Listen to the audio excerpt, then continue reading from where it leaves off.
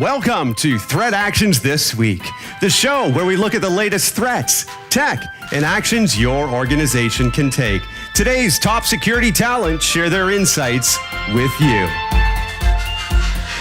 We are live this week. We are at the GoSec conference. We are in beautiful Montreal with this fantastic audience. Thank you all for coming and joining us. We have four experts with us. First, we've got Mike Davis. He's the CTO over at CounterTack. He's normally in the Chicago area, if not on a plane jetting off somewhere, and he's joining us live here today. Welcome to the show. Thank you. Thanks, David. And we've got Jonathan Nguyen. He's normally in the Washington, D.C. area. He is over at Fortinet, and he is the Vice President of Strategy and Analytics over there. Welcome to the show, Jonathan. Thank you. Travis Barlow, he is the VP of a lot of things over at GoSecure, of advanced security. That's about it. Okay, perfect. Well, that works just fine then. And he's normally in the Halifax area. And we've got Ben Smith with us as well. He's usually in the Washington, D.C. area. He's the field CTO over at RSA, which basically means he covers everything that they've got, which is fantastic. So thanks, Ben, for joining us as well. My pleasure to be here. I try to cover everything, David, but we'll see how I do after the next 45 minutes. I'm sure it's going to be fantastic. So today's panel is about incident response. So the breach has happened. Something is going on. What do we do?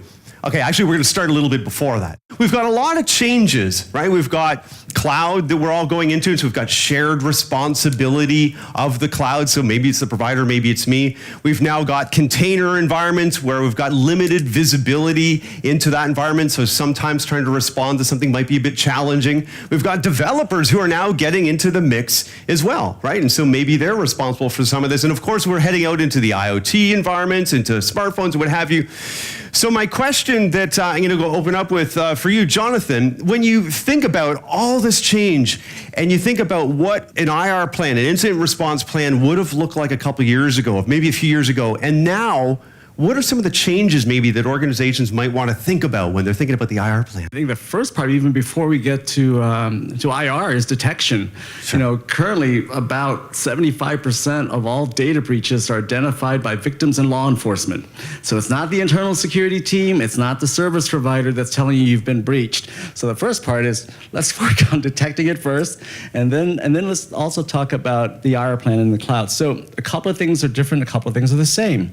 I think one of the first things you need to do as part of your IR plan is to have a person on staff that really understands that cloud services provider that you're using, understand their processes, understand what the roles and responsibility is in a shared responsibility model, and talk about how do they detect, how do they notify, and how do you interact with them. A lot of folks, it'll take you the better part of six to 9, sometimes 12 months to get someone on staff who really understands that operating model. Second to that, of course, is to get the skill sets associated with that. You've got to be able to access the logs. Most common problem in data breach investigations I've seen was inadequate logging to begin with.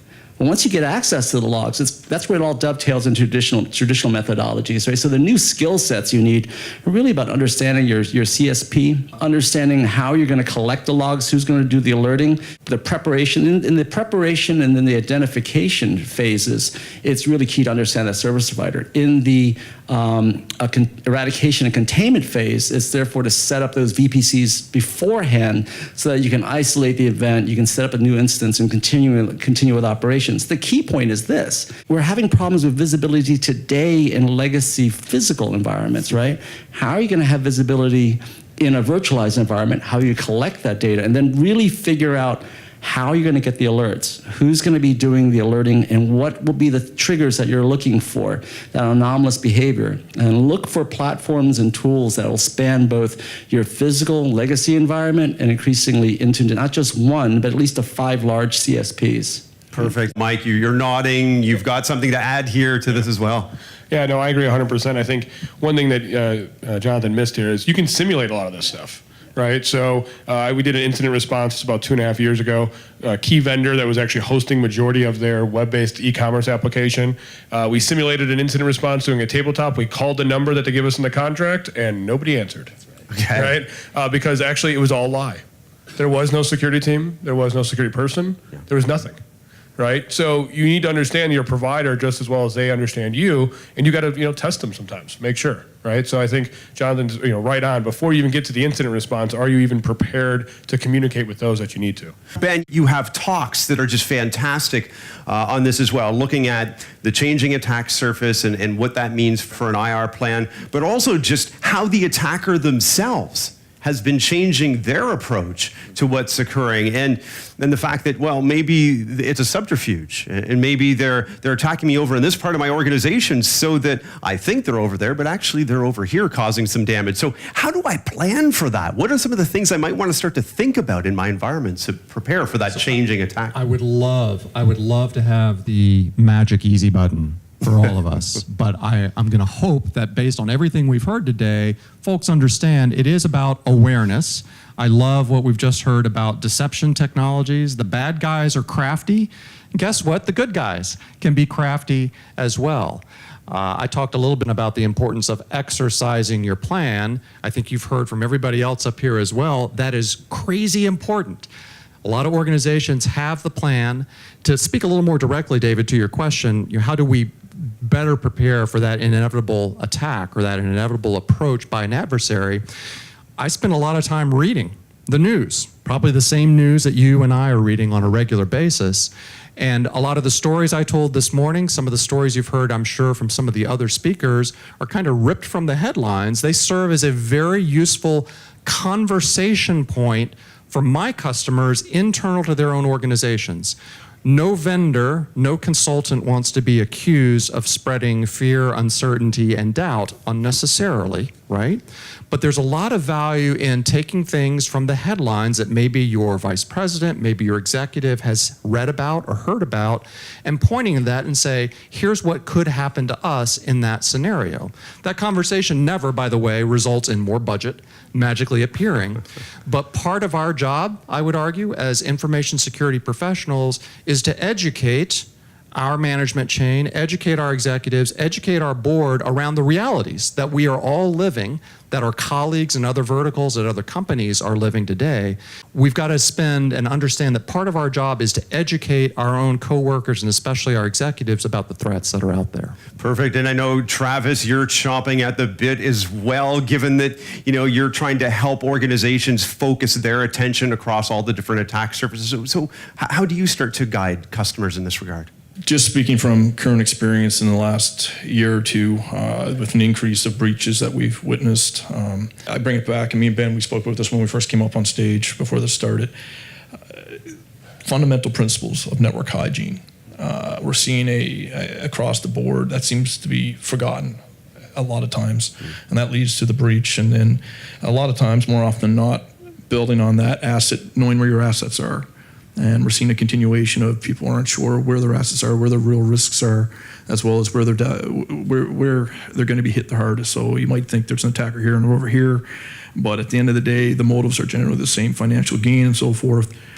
So it's easy if you know where your risks are, your data, your materials. Then that's where you need to focus. And it is so hard to jump right to the end of the cybersecurity framework into response and recover. If I don't have all these upfront pieces done well, then the respond piece is just not going to work for me in that function of the NIST CSF. Now, but if I'm thinking about how do I measure if I'm doing well or doing not, and by the way, audience, we're coming to you next. So get your questions ready. We've got 3 mic runners out there ready to take your questions. So I get one more question, then it's your turn.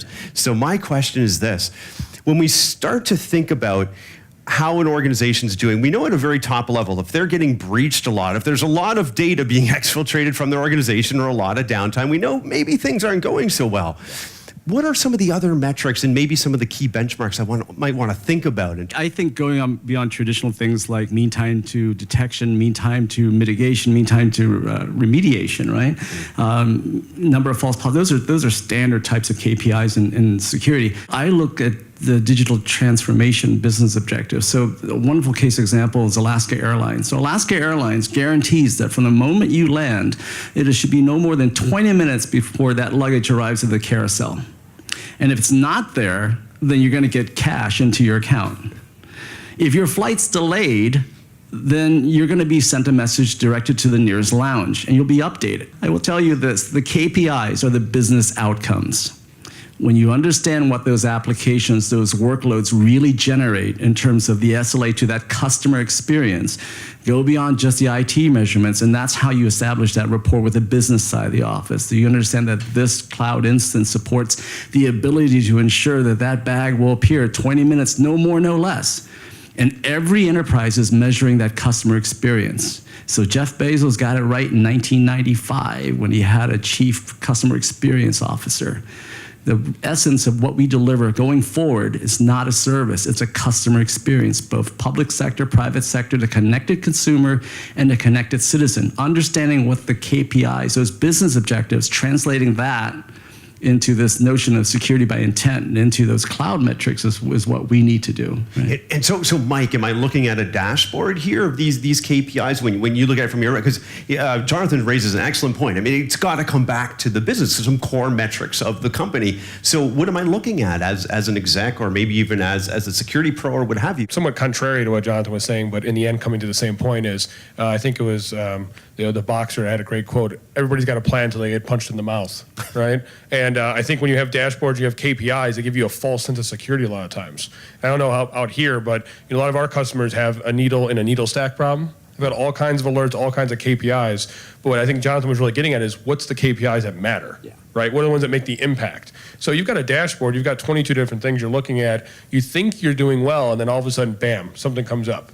You don't know how to deal with it because you're not mature, you haven't gone through the processes like Ben was mentioning and exercising your plan. So to me, it's about actually working with the business to know what are the things that actually matter to us. So for example, Alaska, as you said, they cared about the customer getting their bag in the end and having a good experience. For your business, it may be packaging, it may be transactions, whatever it is that keeps the business flowing. That's the KPIs you want to be monitoring and managing, not just security KPIs you got from a GitHub repo. Fair enough. At the same time, if you're a runner, you're doing whatever it is, even if you're a boxer, whatever the analogy is, there's going to be some things that you want to know. Am I doing well? Am I not doing so well? And have those benchmarks to measure yourself against other organizations. Yes, they definitely should. And I think every organization is different where they are in the maturity cycle. So you mentioned NIST CSF. Depending on where you are in that 0 to a 4 cycle, the KPIs you want to monitor then are to get you to the next maturity level. Right? And you will be continuing to build off those over time. You don't want to try to take level 4 KPIs when you're only at a level 1 of maturity. Because what will happen is they look bad, you're going to lose the interest of the business liaisons, the business, you're not setting yourself up for success. So specific ones, actually some of the ones that Jonathan mentioned as traditional security ones are great in the beginning of the maturity process. Over time, you want to transition from just security metrics into business metrics. Ben, what do you think about this? Let me pick up on that really important point, and I think you've heard this from all of us. I can promise you the quickest way to fail to measure your effectiveness as a security professional is to do it in a silo and not involve your business partner. So those metrics, because there are a lot of vendors out there that have great tools that spit out operational metrics. Some of them are even canned, and you're out of the box, you get these great reports. That's easy for the vendor to create, might be relevant to your environment, but the odds are those operational metrics are not necessarily going to translate well up the food chain to your executives. So I think you've heard from all of us this afternoon that there's a stretch goal that we're all encouraging you to focus on and to commit to. And that stretch goal is we need to be more than just information security professionals. We need to be business professionals. We need to understand the impact of what we are doing. And the best way to start that conversation is exactly that. It's a conversation. If I've collected the 5 best information security metrics in the world and I haven't validated them with folks up my food chain, and especially maybe at the VP or the C-level suite, how likely is it that all 5 of those metrics are the right metrics for that audience? It's extremely unlikely, I'd argue.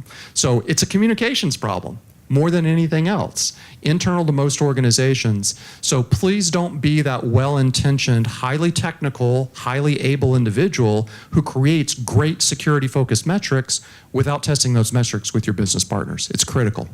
Really good points. And so, what questions do we have from the audience? I have two questions. The first one is, I totally agree that metrics in terms of incident, how many attacks were blocked versus missed or time to react will somehow help. So how do you link the protection you put in place to that particular risk assessment you have in the first place? My second question is, we build a response team in layers like tier 1, tier 2, tier 3. But I'm trying to wonder if that really works well if you have variety of technologies, and would it be better to build response per technology? Like, let's say this team is fully dedicated for web application protection, this team is really fully dedicated for IPS type or any intrusion type. What are the differences between the two models? Yeah, so I think actually the analogy that David started talking about being a runner, if you work out, you got a fitness watch or something, you're tracking metrics, right? Why are you doing that? It's to improve to one degree, right? But in the flip sense, it's actually when you're in the middle of that real race you've been preparing for, when you look down at your watch, you know your heart rate is right where it's supposed to be, you know what's going on around you, you feel comfortable being able to make a decision. Right? So the metrics that you want to link to, you want to make sure that those are decision-making metrics. So from a business perspective, your server gets popped, and all of a sudden you have to go and do something from an incident response perspective. Those metrics that before don't matter except to know that you're ready and able to handle this. You're going to be able to tell the business, we're going to be back up and running in 30 minutes. Here's the expected downtime. Here's how I'm going to get you back working. Right? If you don't know what those things are to get them back working, you can't link. So as Ben mentioned, you don't just exercise your plan in terms of you walking through the steps. You exercise your plan with the business. So you go and say, hey, this machine got popped and we have to now put that network segment down. What happens? Tell me. So now that you tell me what happens, I can go start building a linkage between these metrics. So Jonathan, to the second part of the question around the Security Operations Center and thinking about the different tiers and maybe about the staffing and how I maybe reallocate or think about that a little bit differently, are there approaches that you saw back from your days in Verizon or from some of the customers and from a Fortinet perspective that you see that you might want to advise around? Sure. I think the first thing about SOCs is that it's very human intensive, which is counterintuitive. Cyber is basically a human-initiated machine problem that's operating at machine speed. But we keep trying to find more and more trained people and throwing them at it. So the first element is that use automation wherever possible in intelligence in the form of playbooks. I'm not a fan of silos, as you clearly know. I'm really a fan of measuring for anomalous behavior in users and systems, irrespective. When you look at data breaches, there's always a couple of things that are going to be happening. There's anomalous behavior in the application server, the database server, and then changes in privileged access. And what I found most interesting is that when you go into it in the aftermath of data breach and you ask people, what were they looking for? No one was ever looking at that. Most MSSPs don't look at things like that. They're generating their alerts based upon alerts from next generation firewalls. So when I look at SIEM technology, I look for something that can look at both the security events, but look at the CPU performance and the network behavior, because the security incident will appear both on the network side as well as the security side of the house. And I think that when you see anomalous behavior, the key part then is, can you segment? Can you begin some level of mitigation at that point? And I always go back that poor tier 1 operator, right, sees something, doesn't know what it is, doesn't sure what it is, escalates to tier 2. Tier 2 sort of makes another decision, and then, well, I'm not sure I really should do this. I remember one time, it was before Thanksgiving, and we monitored something that looked a heck of a lot like a DDoS attack. And I said, well, wait a minute, it's day before Thanksgiving. What does this company do? They sell hams. I said, is it possible that there's a Groupon thing going on and that they're self-DDoSing themselves? Yeah, that's what happened. The marketing department issued a Groupon thing. There was a mad rush to buy hams, and it looked like a DDoS attack. So understand. Yeah, we should all tell war stories from our SOC days, right? Yeah, but yeah, that's what I would do. Yeah. I know, Travis, you certainly, from a GoSecure CounterTack perspective, have done a lot in that regard in terms of working with the teams and trying to get that optimal configuration. What have you found that works? I'm not big on the tiered approach. The main reason being is I've seen it fail many times. And when I say fail, typically you get the tier 1 incoming. it gets escalated. There's a bit of delay. There's always some questioning. Our approach, of course, is from detection to mitigation as quickly as possible. I've seen a lot of SOCs operate under the 8-hour window. That's their SLA. 8 hours from detection until we alert you. When we detect, we really want to move quicker than that. And the tiers kind of slow that down and add to it. I like one tier right across the board. It's hard to achieve that from a resourcing point of view and training, of course, but that's always the goal we're striving for. Recovery plan is keeping it updated. I remember one particular instance when I was in the Foreign Service, and we were doing a warfare drill, essentially. And during the drill, we all went down hunkered in the bunker in the embassy. I won't say which U.S. embassy, but we went down there, and we found the normal things, the food, the water, and there was a phone. Unfortunately, it was a rotary phone. Next to You'll have to explain what that is. For yeah, some of the right. audience. There's certain parts of Maine you may find these things, and you may find them on YouTube. This whole dial thing, right? And perfectly functional, but we couldn't use it for anything because it was a rotary phone. And so I can't stress how important it is to keep things updated and test and test and test. But I think there's a question over there. So we're hearing about a lot of complexity, how things really grown, the fabric, so everything is being digitized, and a little bit naive question. Do you think it's actually still possible for one person to grasp the whole complexity, everything that happens in all levels of IT system, or it's just too late? We really need a group, a team, a SOC that will work together to address this issue. It is a team sport. What do you guys think? Actually, you tie a little bit into the tiered idea here. Complexity is actually the biggest issue. And one of the things I think we don't do very well in security in general is look outside our industry. Even in IT, we don't. But we don't really see buildings falling down, do we? Like in the middle of the day, you don't see a building fall down. But how many times do networks just stop working in the middle of the day? Right? So if we look at what the construction industry has done to deal with complexity of massively high skyscrapers, what they focus on is the communication we mentioned earlier between the teams, so ensuring that the experts can communicate to each other in a very easy way. So if a carpenter is looking on a skyscraper and they see a weld that's bad, they have a very clean structure to go get somebody to address that bad weld before the building has an actual structural issue. So complexity with the added problem of distribution and distributed systems in general requires that silos are natural, sadly, they get built, but the way you break those down is the communication and focusing on enhancing that communication and validating the communication as much as possible. I think if we leverage and looked at some of these other areas on the way we communicate as technology professionals, we'd probably do a lot better job in the middle of an incident. Another part of the question too could be, I'm maybe a mid-market company, or maybe I'm a smaller organization, and I'm thinking, okay, should I set up a SOC? At what point do you think there's this inflection point that a company grows where, okay, you can have your own dedicated team?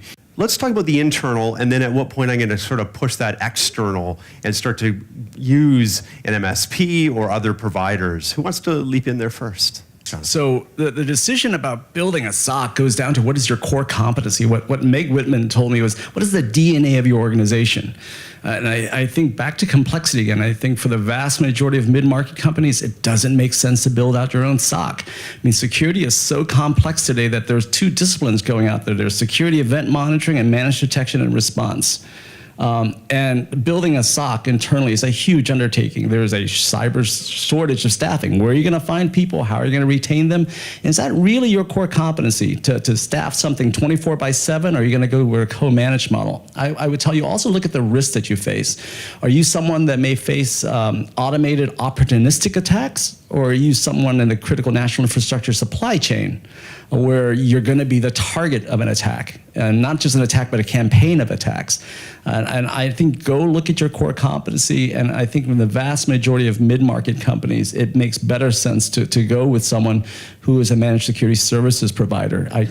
I will tell you that it is so complex today that IT teams are overwhelmed by the number of alerts. They really benefit by having someone standing behind them and saying, by the way, of all the things you're seeing, this is something that you really should pay attention to. And I would just briefly add on, David, to say that yes, even very large customers. So if we go to the opposite end of the spectrum, not necessarily a small or medium-sized organization, many very large customers, tier 1 brands in their verticals, in some cases still outsource some portion of their own internal SOC function to an external managed provider. They want and understand and appreciate the value of having an extra set of eyes. Sometimes it's not even necessarily about being overwhelmed with everything that is in their environment. That does happen frequently. But it's all around having another set of eyes. Think about the doctor, who's the smart doctor, who's not going to self-diagnose an illness inside his or her own body. There are times, and one of those times is in the middle of a breach, where having another brain, somebody who's not necessarily intimately inside the battle right now, maybe a managed provider, maybe some other entity, can be very important to help you get yourself back on your feet.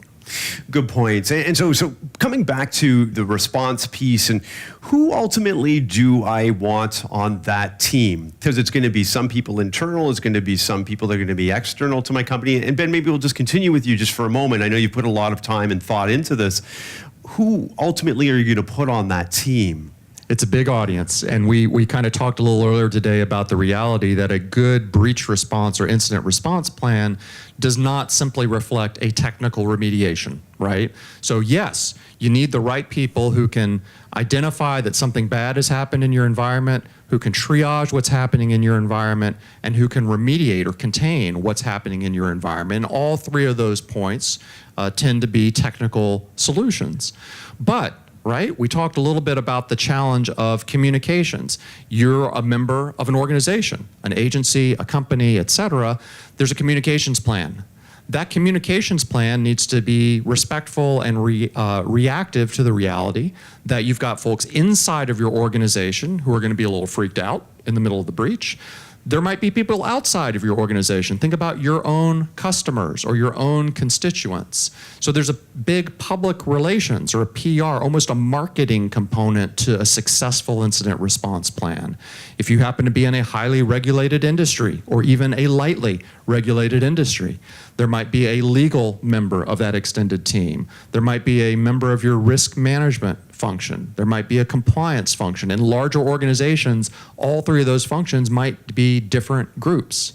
If you have a managed provider externally, there's a lot of different parties. So that's one consistent place, one hole, if you will, that I've seen some organizations fall into. They treat that plan purely as a technical remediation exercise, and a good plan is going to be significantly broader than that. Travis, in your experience, what have you done when you've been working with organizations that are maybe on the smaller side of the scale?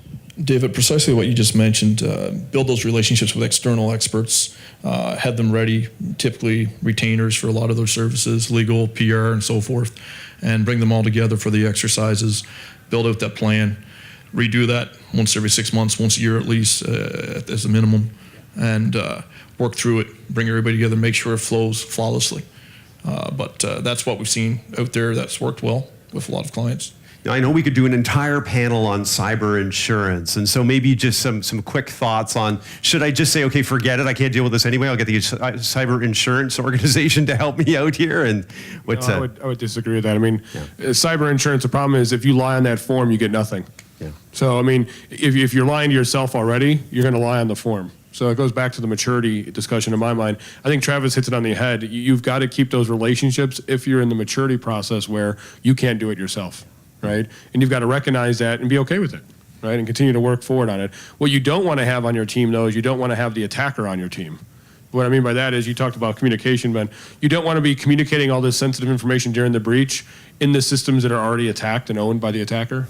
So war story, that was actually it. The email system was compromised and the whole IR team was communicating what they were doing and the attacker was reading all the emails. So don't have them as part of your IR team. Yeah, so I recently spoke at a cyber insurance conference and afterwards, off the record, these guys and gals told me, look, we get calls every day, 20, 40 policies at a time. Are you in or are you out?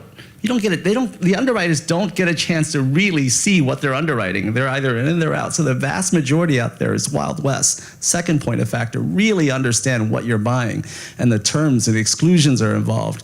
I mean, just remember that if someone defines in the aftermath that you didn't execute a reasonable level of due care, it's kind of void to begin with, right? So cyber insurance, be very, very particular about what it is that you're buying, the coverage that you're buying, especially for things like administrative costs, those things that are often overlooked, postage, right?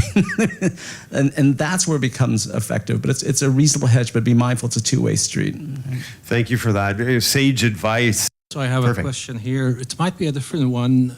I was thinking, why is it so cheap to have cyber crimes? Why, it's getting extremely expensive to protect our networks, while not on the other side, causing same type of challenge. Why? Yeah. Why is it such an asymmetry between the attacker and between the defender?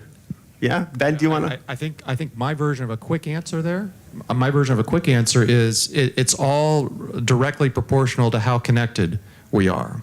The more connected we are in our personal lives, our professional lives, I'm talking about technology here. There's a lot of processes, there's a lot of tools that we interact with on our phones, on our computers, and the more complex that system becomes, and those of us who have been working for more than a few years probably realize and appreciate it's more complex today than it was even a few years ago. The more complex those back-end systems become, the more attractive an attack surface that presents, because there are now more places to potentially exploit. That's not a happy answer, but that's my short version of the answer to that good question. So cybercrime exists like any other crime because it pays. It pays extraordinarily well, and there's a very efficient marketplace where goods and knowledge are exchanged quite readily. Very mature marketplace, and the fact that so many, quote, cyber weapons have been freely loosened onto the world market, the barriers to entry are very, very low, yet the rewards are very, very high. So until you invert that, I don't think anything's going to change. I hate to say that. It's not a lot of good news there, but the aftermath of Petya and the release of those CIA-type weaponry, right? Imagine someone walking down Pall Mall in London just dropping off crates of Kalashnikovs. And that's essentially what happened. And anyone can have access to that. And so that's why it's so easy and so cheap, relatively speaking, to launch and be involved in cybercrime. The rewards are pretty significant. When you think about recruiting and you think about the makeup of a team, whether they're going to be the team responding ultimately to that attack or whether they're the broader team, are there certain things from a recruitment perspective or training or what have you that maybe you folk on the panel have done? We've been extremely lucky in recruiting some great people, and creating that environment that fosters the growth, the drive, and the innovation. It comes from the people we bring in, and of course some leadership. But when we're actually looking for people, I find some of my best threat hunters. They're not the people you'd probably think at first when you first look at their resumes. A lot of these folks, I look for that drive, that knowledge to learn more. We have a saying back in Newfoundland, like a dog with a bone. I don't know if you use it anywhere else. We use it in Newfoundland quite a bit. And, once you get hold of something, you don't let go. And that's probably one of the greatest assets I can see in a recruitment resource. No, that's helpful. And Ben, I know you want to chime in here as well. Yeah, so sourcing is tough. One of the things we've done at my company to great effect is we try and build bridges at the beginning of folks' careers, younger people who might still be in college or just out of college. And going back to what Travis said, the good managers that we are blessed to have at RSA are the ones that recognize that I'm not looking for this certification, and I'm not looking for that impossible 20 years of experience in somebody who's 20 years old, because it just can't work that way. But we are looking for some of these intangibles. We're looking for people who are curious. I love the example, Travis. You don't want to put the bone down like a dog. You're just going to keep working at it until you get to your objective. We talked a little bit this morning in my session around the truck or the auto mechanic.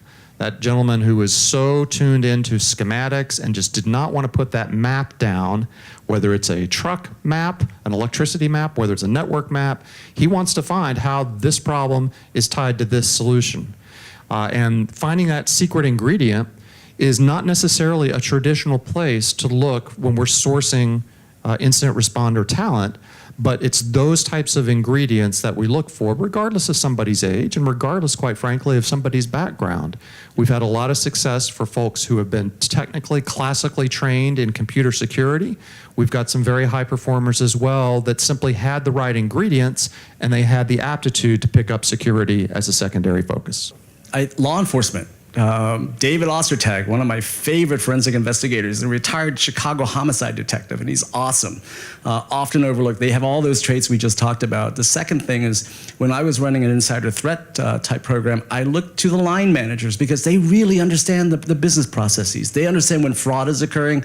They understand when anomalous behavior is occurring in your business. It's easier to teach someone cybersecurity skills than it is to teach a cyber person the business operation skills, that institutional knowledge that comes from years and years of working inside that business. So don't overlook your own internal teams, right? Mike Davis from CounterTack, what final advice do you have for organizations as they're thinking about incident response, as they're thinking about trying to narrow that time gap between detection and actually responding successfully and closing off that breach? I think the biggest thing, actually, to tee on a little bit of the communication and hiring type of thing, is the ability to communicate what you're dealing with. So from an incident response perspective, what is the risk right now? What is the impact to us right now? Is this a we should have hair on fire moment? Or is this a, nah, it's just something we can just deal with and we're going to continue to move forward? Many organizations don't have the processes in place or the people that think that way. And so what ends up happening is everything becomes a fire, everybody runs around, and like the old story, if everybody's hair is on fire, when you have a real issue, everybody's just going to ignore you, right? I have seen countless incidents go completely under the radar because they were tired of hearing the security people saying, could you just see that thing in the news, that newest botnet? That could happen to us. This is why you have to give me $4 more million so I can go do something. So they're justifying every little incident to justify budget. Then you have a real breach and nobody listens. So making sure you have the ability to communicate and people on your staff that can communicate is almost more valuable than the cybersecurity skills.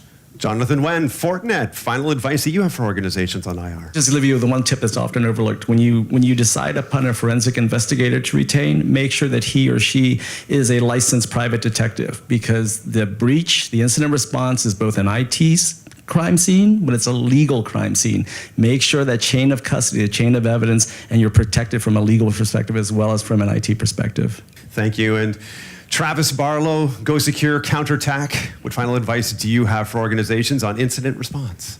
Well, I touched on it already a bit in the beginning, but instant response is a lot easier if you have all your ducks in a row here. And time again, we have touched on this. Communication chains, making sure everybody knows what they need to do is important, but also know the basics. Again, know where your data is, know where the risk is, and don't be caught with your head on fire, if you will, trying to figure out where the bucket of water is. Ben Smith from RSA, what final advice do you have? One more vote for good communications internally, guys. Absolutely critical. You don't want, whether you're the frontline person or more frequently if you're that manager or director higher up in your organization, you don't want that first phone call to your peer on, I'm putting this in air quotes, the business, to be bad news. Something bad has just happened. We collectively need to spend the time to create those relationships outside of our technical fields of vision.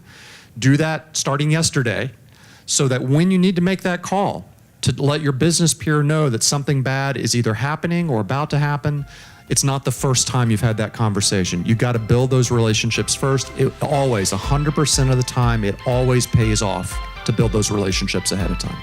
We have come a long way in a very short period of time. Thank you all so much for the fantastic advice. We very much appreciate it today. That is Threat Actions This Week, recorded August the 29th, 2018. I'm David Senf. We'll see you again next week. Thank you.